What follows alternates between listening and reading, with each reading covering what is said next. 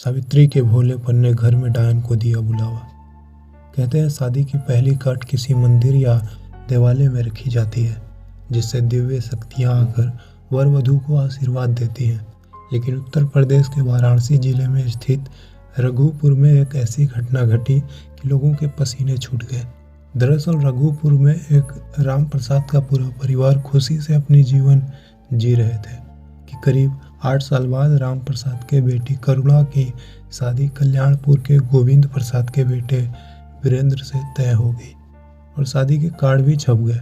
राम प्रसाद अपने घर के सामने इमली के पेड़ के नीचे बने मंदिर में पूजा अर्चना करता था।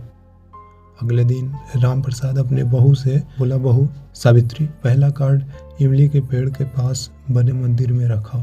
दरअसल खुशी का माहौल था, इसलिए बहू कार्ड को मंदिर में रखने के बजाय सावित्री इमली के जड़ पर रखकर घर में वापस आ गई। लेकिन जनाब, जिस इमली के पेड़ की प्रसाद पूजा करता था, उस पर कुछ दिन पहले ही डायन ने अपना घर बना लिया था। यानी उस इमली के पेड़ में भगवान की बजाय एक बुरी डायन का वास हो गया था, और वो डायन कोई आम नहीं थी। सब बहुत खुश थे। वक्त बीतता गया, शादी के दिन नज़दीक आने लगा। जनाब, बताया जाता है जिस दिन राम प्रसाद के बेटी की शादी थी, शादी तो हुई लेकिन करुणा से नहीं, उस बुरी डायन से, जो करुणा को मारने के बाद हूबहू उसके जैसा जोड़ा पहन रखी थी और मंडप में बैठी थी। लेकिन इस बारे में किसी को खबर ना था कि ये जो मंडप में बैठी है करुणा नहीं है, एक बुरी डायन है जो करुणा को मारकर खुद दुल्हन बन बैठी है। जनाब, शादी हो गई और विदाई भी हो गई। लेकिन विदाई होने के बाद जब एक कमरे में करुणा की लाश मिली तो सब हैरान हो गए और सोच में पड़ गए कि करुणा यहाँ है तो वो मंडप में बैठी, और विदा कौन हुई, आखिर वो कौन थी?